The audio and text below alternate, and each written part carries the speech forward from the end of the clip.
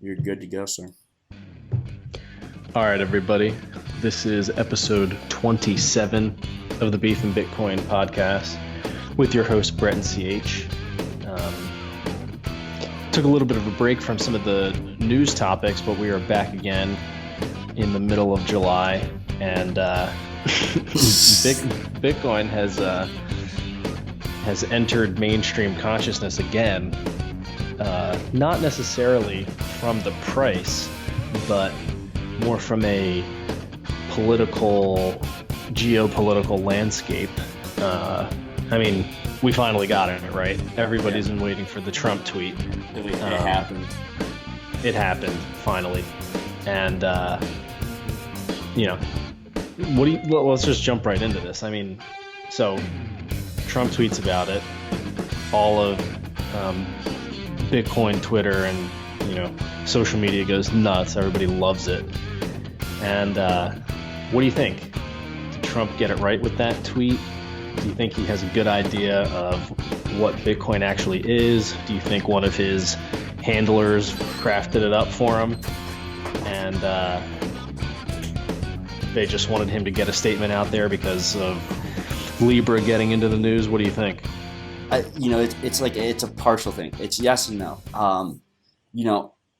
Again, like what he tweets now and his thoughts now, I think you got to remember it's somewhat controlled because he is the president of the United States, and what he says does have a huge effect on everything. It doesn't matter; it'll destroy all algorithms, whatever he says.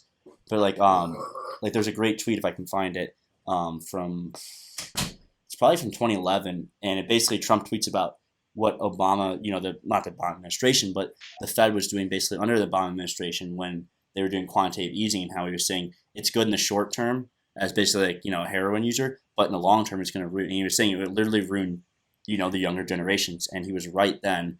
Now the reason I don't know what he doesn't talk about it now because he wants to get reelected, and so obviously he wants stonks to pump. So how you do that? You lower interest rates, and then you start shoveling money, just pumping liquidity in the system, and it finds its way to the markets. So he does understand. Based on that tweet in 2011, he clearly understands, monetary policy well enough that lowering interest rates in the short term can be fantastic if you're trying to catch a pump, but very detrimental in the long term. 100%. And I guess we should. I'll probably just read off this tweet here so people who are listening through audio can hear it. I'm just going to read Donald Trump's little 3-tweet thread here.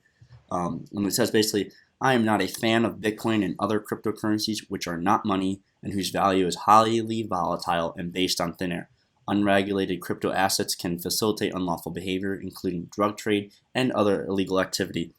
Similarly, Facebook's Libra virtual currency will have little standing or dependability. If Facebook and other companies want to become a bank, they must seek a new banking charter and become subject to all banking regulations, just like other banks, both national and international.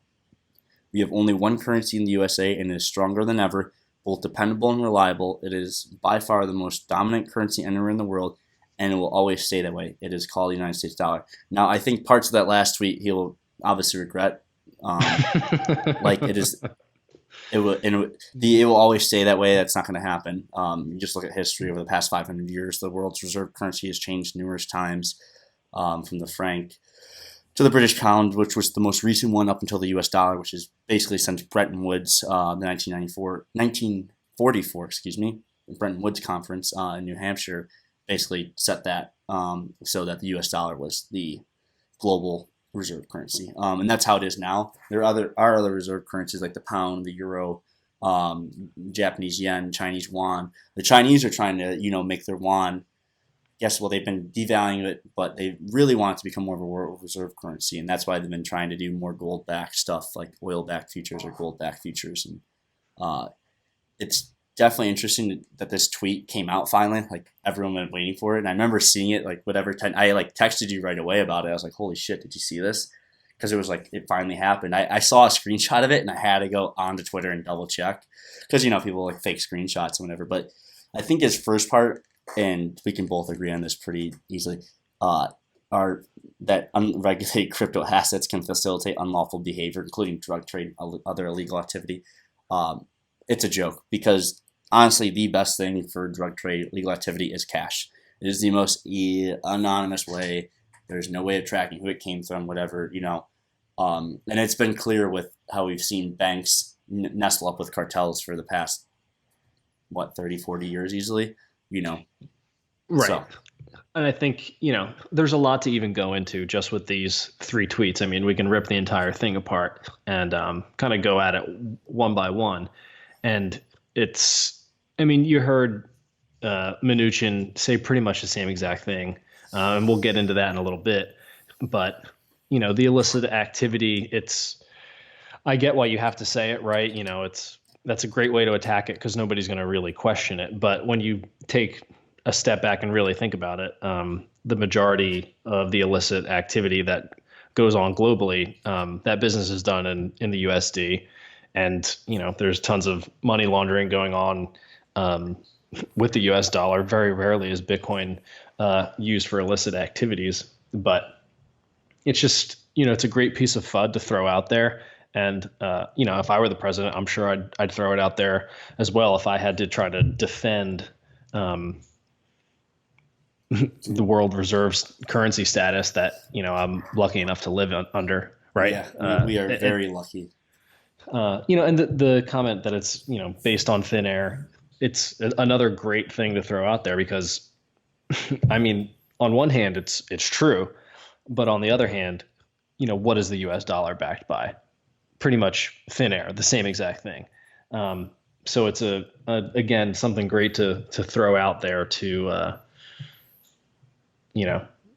scare the normies. But when you give it more than 10 seconds worth of thought and play it back and, compare that to the US dollar, it's just such a dumb argument. But again, it's funny because Joe from Squawk Box said, give me a half an hour with Trump and I can sell him on Bitcoin. I can get him to understand what it is and how it's different from everything else. And yeah, if Trump wasn't the president, I'd say he would understand it perfectly. But when you are the president, that kind of that can make things a little bit more difficult. But yeah, I don't know. Yeah, and what do you think that does? Do you think the tweet means anything besides? Clearly it's huge, right? The sitting president of the United States just mentioned Bitcoin. It's humongous. Donald Trump's Twitter is everything now. Think about it, I think whatever you look at in America, like mainstream media, like CNN, MSNBC, Fox, etc. It doesn't matter. If Trump tweets something, it's getting covered generally. There's no way around it.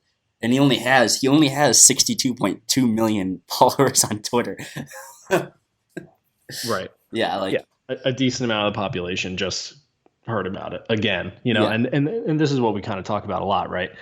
It takes how many times before you've heard about Bitcoin, realize it's not dead yet. Oh, that thing's still around. And now you've heard about it again, this time from, the president of the most powerful country on the planet. And it can make you sit down and do your homework, Yeah. And for instance, I think the first time I heard about Bitcoin was, I want to say early 2013. So I heard about it, early 2013. Didn't do anything. Obviously I heard about it multiple times between then and when I really got into crypto in early 2017. So it's as we say, the average person is going to take multiple times. It's kind of like beating them over the head with a stick before they kind of look into it and jump down the rabbit hole of money, is what the real thing is. Right. And this is one of the reasons why I think price drives adoption, is because I remember talking with the crypto CPA about it. And he was like, yeah, I remember, I worked public tax accounting, and in 2013, it came across my director's desk, we got to look into this. And he's like, I remember looking into it and thinking, what the hell is this? And you immediately dismiss it.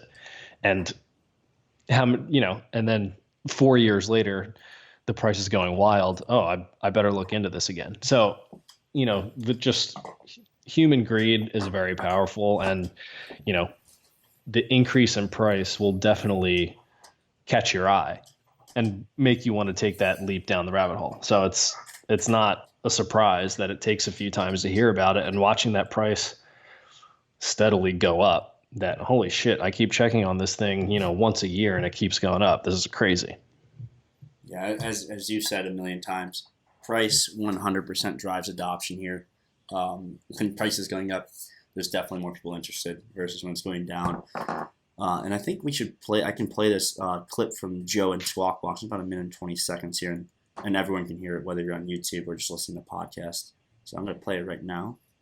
I'm just surprised that a Republican sitting in a powerful position is making the case for, really, I think you're making the case for blockchain and Bitcoin, leader. Well, look, I like Bitcoin.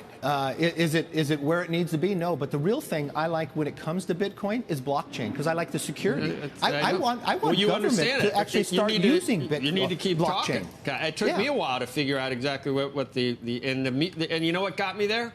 When I saw what Libra was, and it's like this is everything that Bitcoin it has that gives it value and that makes it powerful and attractive and really generationally changing, I think, is not evident to me in Libra. And in fact, it's even worse because it puts Mark Zuckerberg and all these autocrats in charge of even more, which is the opposite of what we're looking for. Look, the real concern I have with any of these tech companies is about anti-competitiveness. Does somebody else have the ability to come up? The company that really should have been Amazon was Sears. They had every ability. They sold you from a house to clothing. They had a catalog. They didn't compete. They didn't go forward. Can somebody else compete with Amazon? Can somebody else compete with Google? Are they being anti-competitive? That's the concern I have. Yeah, he was very correct on Libra's everything Bitcoin isn't. Right. So he gets it, right? Yeah, he 100% gets it. I actually, that gives you more, it gives you another reason to turn on CNBC because there's someone there, it's like, wow, they actually understand it and, they're not going to come out and attack it blindly. And it's just one of those things, and even this Congressman, Representative McCarthy, Kevin McCarthy here said it perfectly. He likes the security aspects of Bitcoin, the immutability. And that's something that, it's really emphasized as I've talked about before in the podcast, the Internet of Money Volume 1 and 2. I don't know if the third one's out yet, but 1 and 2 are out for sure.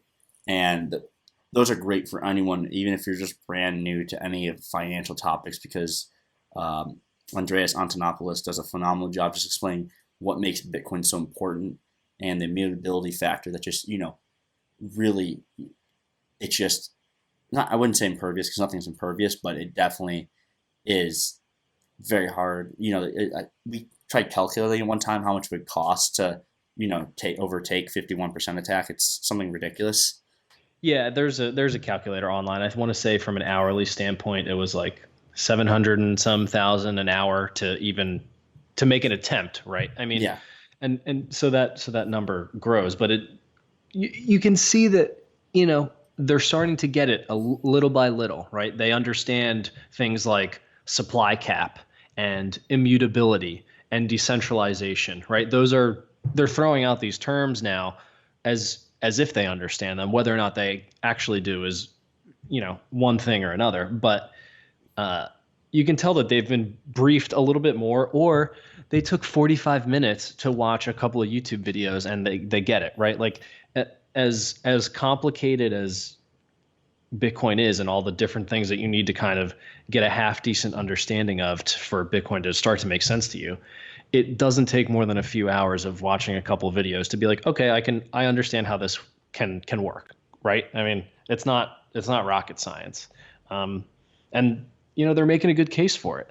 And once you see politicians starting to profit greatly off of Bitcoin, taking donations, like if you think Kevin McCarthy isn't going to get a few sats thrown his way when he's up for re-election, think again. All you need to do is be a politician and talk positively about Bitcoin, and you'll get funding, right? Oh, 100%. I mean, if Trump says in 2020, no capital gains tax on cryptocurrency transactions, I mean, if there's 10 million Coinbase users in America, that's 10 million votes, just like that. Right? I mean, and this has nothing to do whether you like them or not. This is just economic incentives. Yeah. It plain and simple. That's it. And I think politicians will start to wake up to that and start seeing it more as a tool, just as the internet is a tool that you can choose to leverage or not leverage. And while Bitcoin will cause other issues for the state, all versions of the state that we have today, you might as well start to take advantage of that now, because I think the first few countries to really get on board with accepting Bitcoin, at least for like tax revenues, they'll do tremendously well, especially if there is an upcoming transition of reserve currency status from the US dollar to something else. In that transition period, it may be worthwhile to have some exposure to Bitcoin, right? If you're the state here and currencies keep inflating away. Yeah, and as I mentioned earlier, we always keep in mind that he is running for re-election, and that is his goal. So the way he shapes things, we got to keep in mind that it's on a time frame of, 18, not even now, it's 15 months. You Right. know, that it's crazy to think that the next U.S. presidential election's that only that far away, 16, 15 months. And so we got to keep that in mind, because that's definitely obviously plays in it. Because at the end of the day, Trump's like a chess player. That's all he's playing, and that's his goal, Right. and that's what he's doing. And I don't mean to step into politics, but that's what he's been doing with, against the whole Democratic Party. And it's watching that. I'm going to briefly just leave it. It's a shit show watching the Democratic Party try to even keep up with his Twitter. It's hilarious, and they just don't realize that he's just, watching them eat themselves alive. He's a master troll. He really is. He's good at it. Yeah. He is the high level troll. Dude, I always think, and I know this is a while ago, but there was that dude who CNN doxed, it was 3 years ago or 2 years ago now, when CNN doxed that dude who made that video of the Trump WWE thing, where Trump takes him down, and that was a thing. Yeah. And then the whole of the internet attacked CNN, and it just completely failed. The dark side of the internet came out of nowhere and destroyed. And you could see on CNN's social media feeds, they're getting destroyed. And that's the beauty of the internet again. It's that two-way. Right. It's that two-way street. It's no longer one way coming out of the. And this isn't 1980 where it's coming directly from the TV or the newspaper, and you can't say something back. You have Twitter, you have Facebook, you have Instagram. There's obviously other social media platforms. But I'm just listing the big ones that allow users to send it right back at them. No, and I think that's important because, and this plays into the investment theses of Bitcoin, because of the internet. It is a technology that empowers the individual, right? So you can have people now looking at that and call bullshit instantly, right?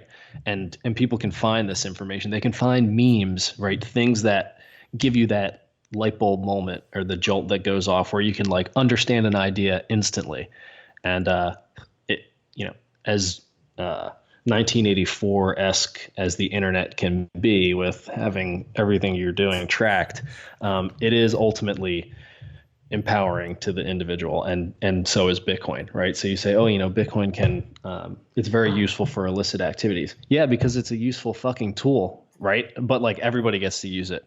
And now you can make a donations to WikiLeaks if you want to, and that's nobody's going to stop you, right? PayPal can. They'll say, nope, sorry, you can't do that. But this is Bitcoin we're talking about, and that is deep down the fundamental difference. You can make payments that they don't want you to make, period.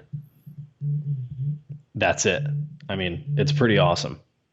Mm-hmm. Exactly.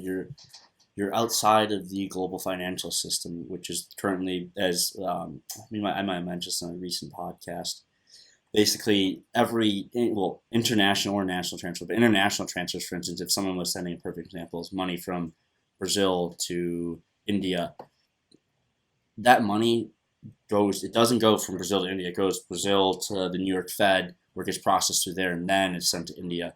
And that's 95% of international transactions under SWIFT. And so it's just, and also the international transaction system is slow as molasses. Anyone who's used it knows it's slow. Is there even same day transfers? I don't think there is for international. I think it's 3 days is the best you can get right now. Right. I haven't used it recently in the past year, but shit. Yeah. I've And done it a when few times. when you're thinking about, and Powell had kind of, Fed Reserve Chairman Powell had said, Bitcoin's pretty much like a speculative store of value, right?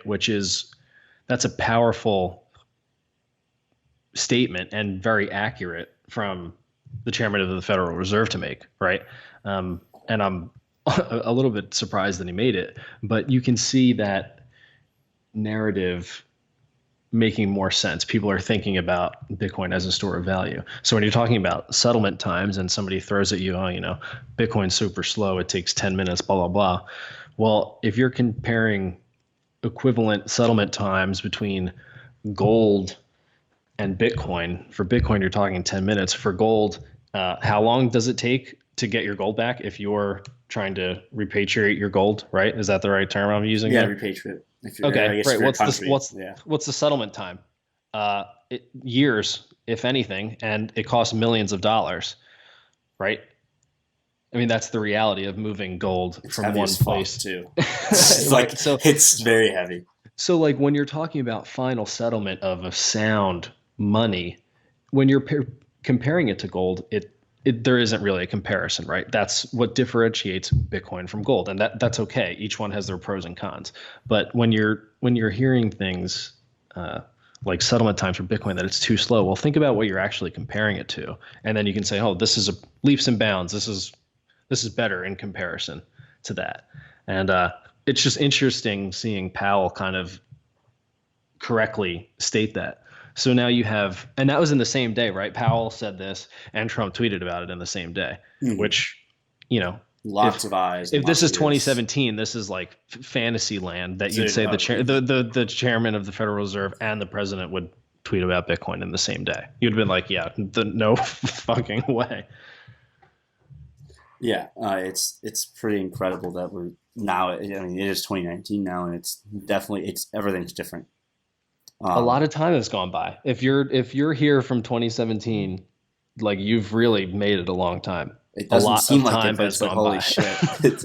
Like a lot of time. And think about what you lived through from 20K down to 6, right? Down to 3, then to 4, and then all of a sudden you're halfway through. It's the summer 2019, and it's all over mainstream again, and the price is back above 10,000. And we kind of talked about this in the months prior before Bitcoin started to move a little bit. Like it kind of takes you by surprise. You never know. And it certainly did. And it's funny because I feel like when we were at that 5K mark and I was like, oh, we're probably due for a pullback here. There's no way we're gonna, like keep going, and then you're at 13K. Well, I remember it was April Fool's Day basically when it shot up. April Fool's Day, April 1st. Yeah, right. It just shot up to whatever, basically 5K, and it meandered in 5K for a while, in basically April right into May, and then it slowly started to march, and then it really started to march. We're like, wow, 8K. And then after, we're like, okay, well, it hit 9,000. It's like, okay, it's coming back. And then it just marched again. Will it march again? I don't know. But if you just watch this, Bitcoin starts to move and it's impervious and doesn't give a fuck. It's not like, your traditional other markets where there's, circuit breakers, other things, controls, limited hours. It's open 24/7 and it's just moving and doesn't give a fuck. And I don't mean to use, pardon my French, but that's what it happens. Like it just starts marching. Right. The honey badger don't care. Exactly. And the honey badger does what the honey badger does. And I was like trying to tell a coworker when it started moving, it went to like 6,000. He's like, oh man, this thing's pretty volatile. I was like, dude, you haven't seen anything yet. Like when you're full blown bull market, it just moves parabolically and then it crashes and you never know if that was the top or not. It keeps going that way. And I was like, you need to really buckle up because the numbers could get larger this time around and everybody's going to have to get used to like thousands of dollars worth of swings in shorter periods of time. Yeah, it gets nuts. Yeah, and I was just going to mention from that article, there's a tweet, but it's a quote from Zero Hedge. Powell and this is Jerome Powell, the Fed chair, don't assume USD status as reserve currency permanent. And he's 100% right in that. And I pulled up this little picture here. This is a good little chart to show you global reserve currency since 1450, and just list, Portugal, 80 years from 1450 to 1530, Spain, 110 years, 1530 to 1640. You have the Netherlands from 1640 to 1720, which is 80 years. France, 95 years, 1720 to 1815. Britain, 105 years, and the pound was as good as gold up until World War One. It was, you could exchange. No, it really was. It was. But that's the thing. It was as good as gold, right? Yeah. And that was from 1815 to 1920, and really what ended that was, obviously World War One took a huge hampering to the British Empire, and then subsequent, even though you had the Roaring Twenties, you had the Great Depression, and then World War Two pretty much annihilated what was left of that empire. And now you have the U.S. dollar, which is, you can say technically the Bretton Woods Conference, but it's really that period after World War One was when the U.S. dollar really, took a strong hold. And obviously the U.S. killed it during the Roaring Twenties. Obviously that didn't end that well. Yeah, of course. And we went down a very dark path into World War Two, and that's what scares me, because you tie these economic good times and then these really, really severe bad times. And these severe bad times lead to generally bad incidents. And as we've talked about before in this podcast, it really takes people really push to their ends means to get, the very, very far left dictators and very, very far right dictators. And I mentioned before in previous podcasts, I'm reading a book right now, and it basically covers, and I'm blanking on the name of it right now, When Money Dies by it's Adam Smith. I always forget his name. I always want to say Murray Rothbard. It's not. I think it's Adam Smith.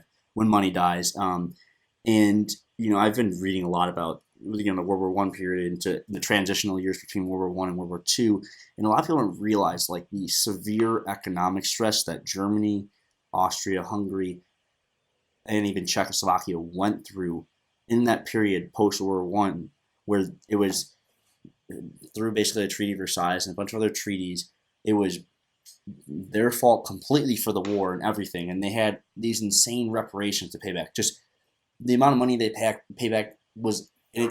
I'll put it this way: Germany didn't finish paying off its World War I reparations until 2011, and I'll let that sink in. Nearly 100 years, 90 years roughly, 91, 92 years. It's absolutely insane. That's how much money it was. It was an incredible amount. And so what did Rudy Havenstein, was the leader of the Reichsbank, which is the German bank, up, he was, I think, from early 1900s up until 1923, 24. It led to hyperinflation. They went to severe time. This is where you had the very far right people like Hitler and his rising of the National Social Party. And then you also had the very far left and the communists in Germany. And this led to huge clash and lots of death.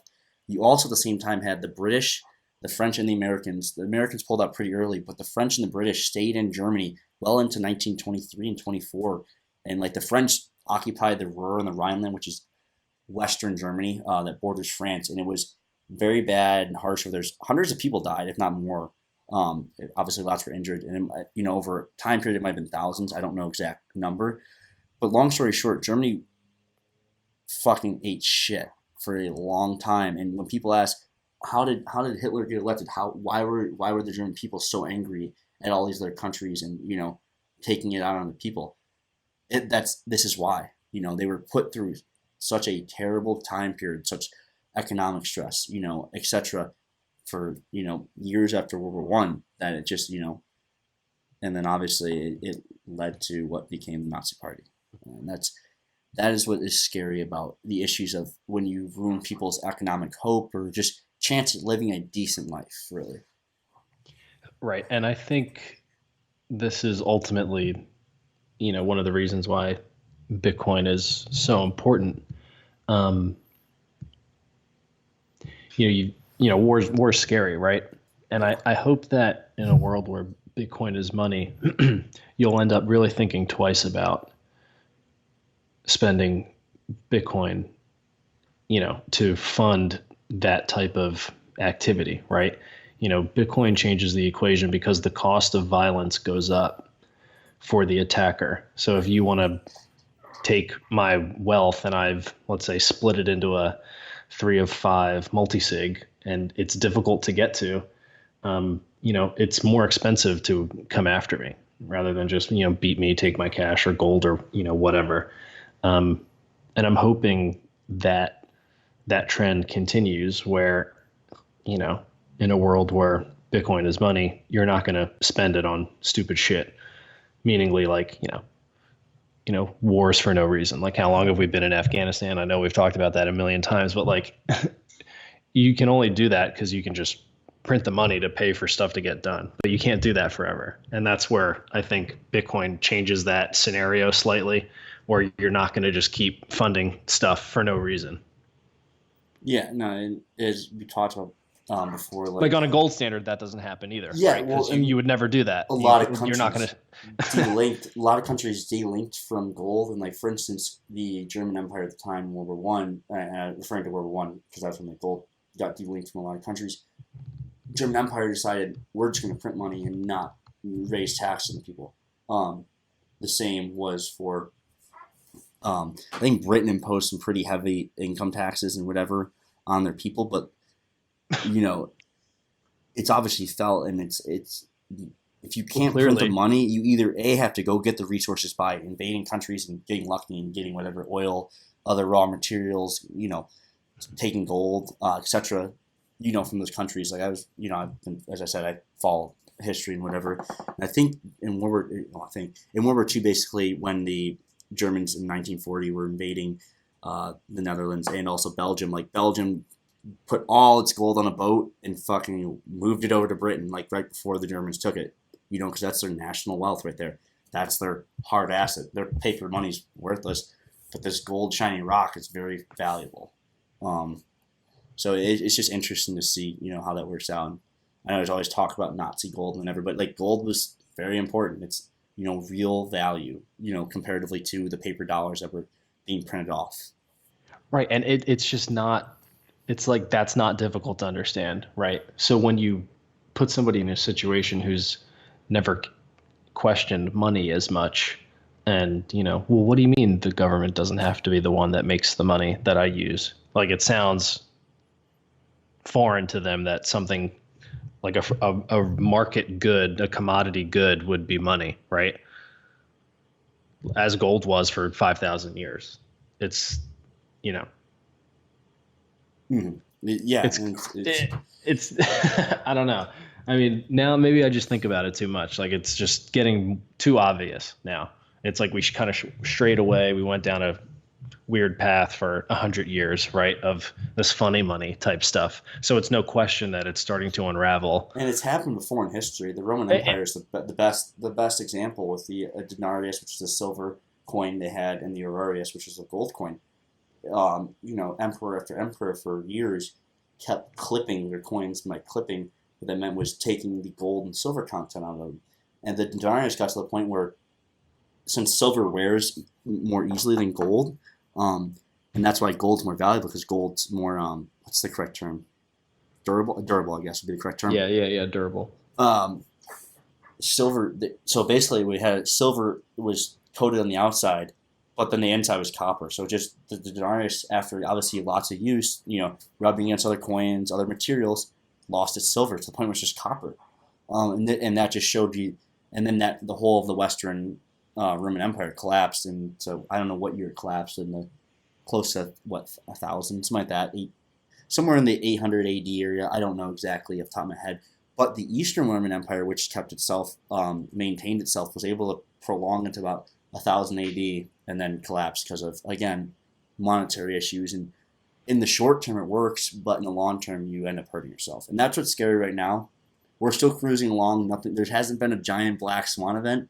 But what scares me here again, and like I'll just, I'm gonna pull up an S&P chart, just kind of like, yeah, sure, the S&P set a record at what hit 3,000, but the reality is like, great, but we haven't had capitulation, and there has to be capitulation. We haven't had it yet. So what is capitulation now? And like. And for instance, in like 2008, when the financial crisis happened, people lost their net worth. Like I think my grandpa like lost half his like portfolio in like less than a year. Like just got chopped in half. And now you got to think, and we've talked about this before, there's a whole generation of boomers that are retiring that, you know, might be very comfortably retiring now because their investments are doing well. But what's the outlook look like in July of 2020? What if, you know, say they own, let's say they own Amazon. Amazon's at somewhere around $2,000 right now. I don't know the exact amount. What happens when Amazon's a $600 a share company, a $500 a share company? You know, it has a long way to go to find any base. All these stocks are parabolic. It doesn't last forever. Sure, they can keep going, but I'm just saying it's, you know, it's a matter of time, and you can only prolong things for so long.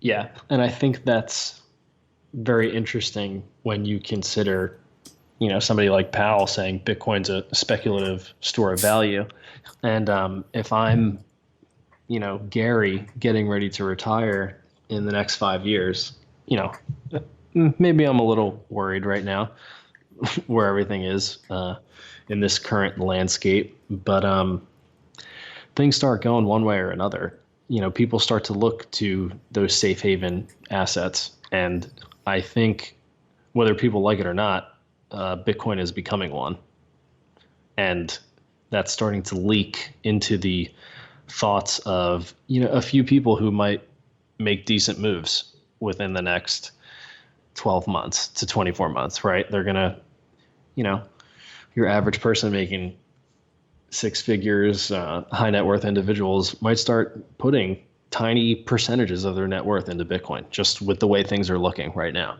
And I don't think that should be overlooked, because people are not stupid, and they will deploy their capital to make it grow or protect it one way or the other. They're not going to just sit there and do nothing. You can even see like a decent percentage of the Chinese investment into real estate in metropolitan areas in the U.S. has decreased significantly. I thought I just saw that the other day. I mean, you know, where do you think they're deploying that? It's not sitting in cash, right? I mean, it's going to go somewhere. Yeah, and as we said before, it's one of those things where it's, you know, there's a great, I watched a video a while ago, of course YouTube, and it talks about how wealth is never destroyed, it's merely transferred. So it doesn't, you know, wealth doesn't disappear, it just gets transferred somewhere else. You know, in 2008, 2009 case, it was transferred to people who were on the, you know, short side or other things. And it's just the same thing. It doesn't disappear, it just goes somewhere else, that's all. You know, it's as simple as the trading analogy. If you lose on and especially like, for instance, options trading, you lose in that trade, someone else made money. But in trading in general, it's the same exact thing. Right. Totally. I mean, I don't know. There was one little thing I wanted to cover with Treasury Secretary Mnuchin was going over when he was giving commentary. He, you know, of course, made the, you know, Bitcoin illicit activity FUD pretty much, but gave the green light for speculation. You know, he didn't really have any issues with that, which I thought was a good thing. So on the one hand, he's obviously pro KYC AML and doesn't want cryptocurrencies being used for illicit activity. Okay, you know, makes sense. But on the other hand, has no issues with the speculation of it, which is perfect, because that's where we are in the cycle, right? Bitcoin is at the state where it's still so small that it is simply being speculated on. And that's necessary for however long that it takes, right? For that volatility to decrease and it to be used for other things than speculation. Yeah, and you know, as we've said before, like the U.S. dollars, I mentioned it earlier, the U.S. dollars is stable. Nothing really is stable. Now it can be more stable in the terms of a harder asset, gold, silver, Bitcoin, even freaking oil. You know, something that has quantity. You know, obviously oil is a perfect thing, but it has some in the back with oil is useful in the world. Plastics, engines, automobiles, except you name it, oil is used everywhere. And I always think it's funny when people say, "Oh, we're going to go 100% green by 2020, whatever, 5." It's like the whole world still uses oil, Right. Yeah. And it's like, people in Southeast Asia aren't going to be changing to electric cars tomorrow, my friends. They won't be doing it in probably 5 years. They won't be doing it in 10 years. Right. And it's just like, for an instance, the perfect example is electric cars are subsidized in the U.S. If they weren't, it wouldn't sell as much. If you subsidized, petrol fueled cars, it would be a whole nother, then why would you, so it's one of those things where, again, government intervention causes, gives an economic incentive to buy it. Right. And I think, it just makes me so bullish for all this nonsense to start being cleaned up. You know what I mean? Yeah. I don't know. Whenever it happens, it's going to happen.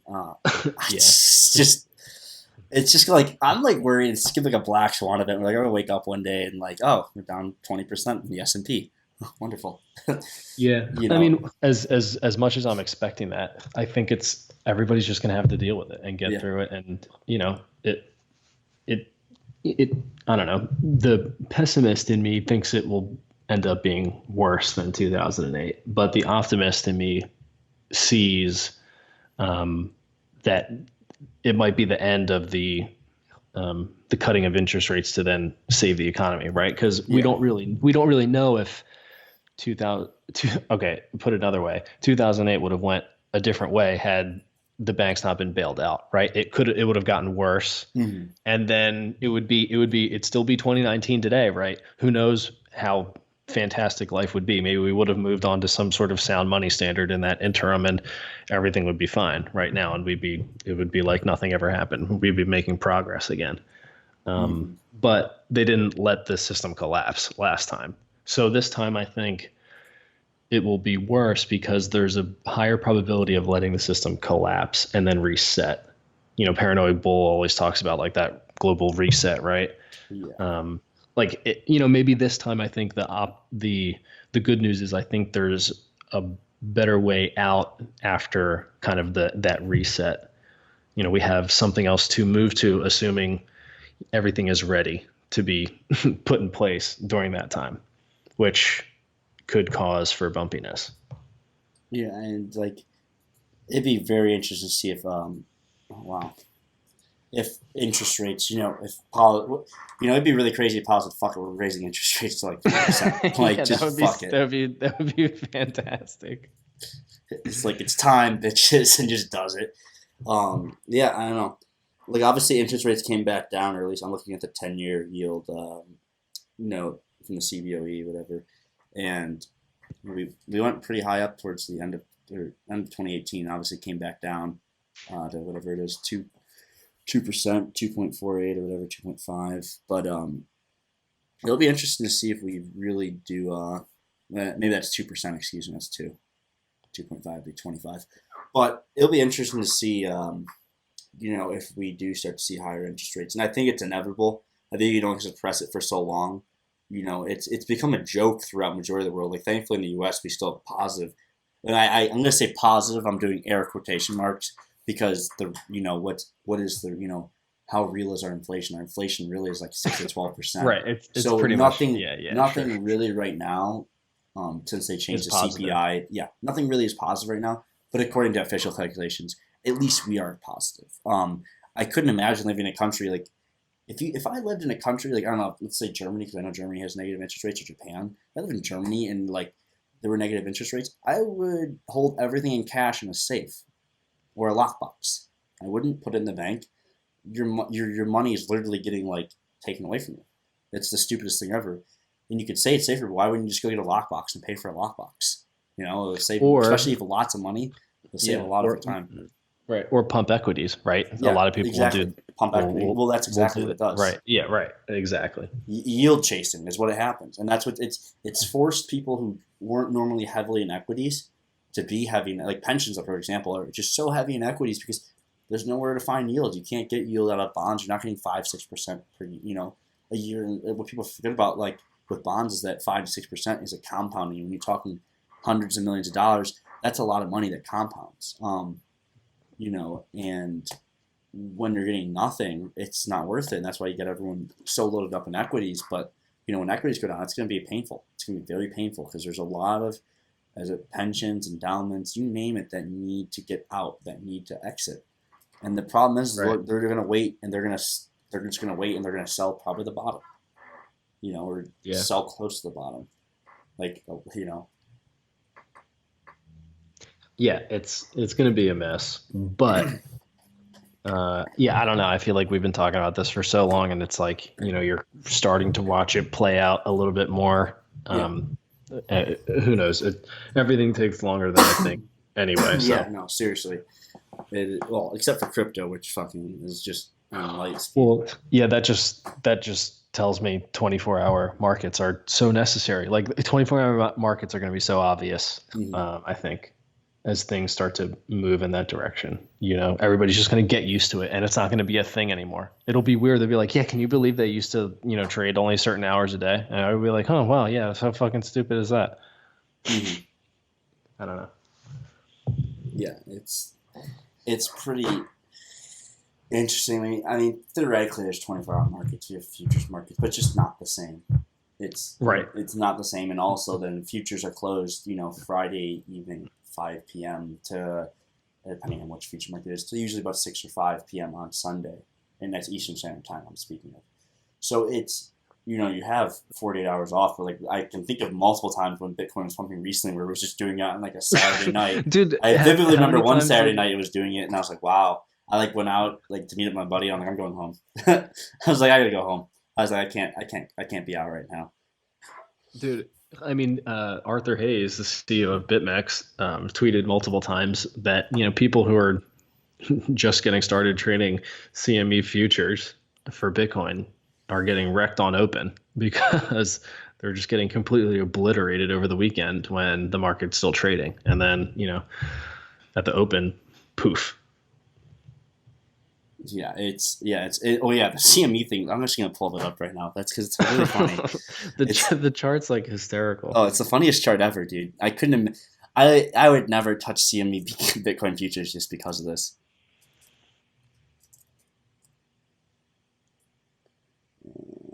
Let's see, BTC. I think I might even have it on my.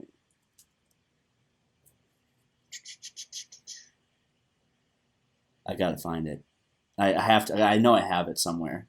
It's the funniest chart in the world. Every time it happens, it's just such a big gap. You can look at GBTC. Yeah. That'll be there. It is. I found it. I found it. Sorry, I had to find the actual. Yeah, it's so gappy. If you're not, for those listening to this, there's just a ton of gaps in between the candles over the weekends, and it's difficult to look at, honestly. Yeah, like if you went into the weekend short into May, April 1st. or May 10th right here or whatever it is, and then Sunday it opens up, so it closes at 6,300 and Sunday opens up at 7,100. So they're wrecked. Whereas it happened numerous times every weekend, just kept gapping up, and then we had that final one where we went from. It closed on a fucking, I don't know why it's a 2-day here. Oh, because there was a holiday. That makes sense. Anyways, it closed, and we closed at 11,400, and it opened at 11.9, and it shot up to 14K. Oh, it shot to 14K on whatever, on CME futures. And now the charts, it was at 13. And it touched 14, which is pretty cool. I don't know. Pretty interesting. And we're still above 10K. It's still it's a 5-digit number now. Yeah, and that's a good, just to reiterate the whole, stacking responsibly. Now you're dealing with $10,000 Bitcoin, and that kind of sucks. If you were waiting for that, how many people were waiting for 2,800? When we're at 32, they're like, oh yeah, as soon as we hit 28, I'm going all in. I'm like, yeah, well, it, never came, and you've been waiting for that pullback, and now it's here, but you never know, right? And, do we go parabolic right after this? Do you go sideways for a year, 6 months, 3 months? You don't know. And that's why it sucks. Yeah, it's just one of those things where like we had those little pumps in February, and it seemed like big pumps in February when we went up like $200 in a day. I was like, holy shit. Because like that was a lot. Like it was like, 5% or something, or 8% in that case in that day. Like, and then it's just like, okay. And then we had that April Fool's Day was really like, oh shit. Like we went up literally $1,000. Right. We basically went from 4,000 to 5,000. It was like, just jumped a whole level. But I mean, if you look at the chart, and I know people listening can't see it, it just kind of like the way it went down was kind of the same way it went up. It, once we got above that 4,000 level, clear shot that 4,000, because that 4,000 level held us back for quite a while. And then bam, it was off the races from there. That's just typical market psychology, with 101. Like that level was broken, and it was bye-bye. Right. Yeah, I think, I don't know. I think, these past couple weeks we've got some interesting mainstream news that I wasn't expecting. And now I hope that the next set of news for mainstream is price related. I don't know. We'll see. Yeah. I think it's only inevitable. Like something's gonna, it's gonna keep, because the U.S. equities are going higher. So there's obviously more liquidity flowing in the system. Bitcoin can keep going higher. And I think there were, what was it? Tether accidentally printed $5 billion, wasn't it, or something stupid like that, instead of 50 million. Welcome to crypto. Yep. But I mean, I think that pretty much covers it this week. Let's see what next week brings us, and we will. I can't even imagine, actually. Every Monday I get pumped for like the next week to start, and see where that takes us. But thanks for listening to the Beef and Bitcoin podcast. Make sure to like and subscribe on YouTube. Leave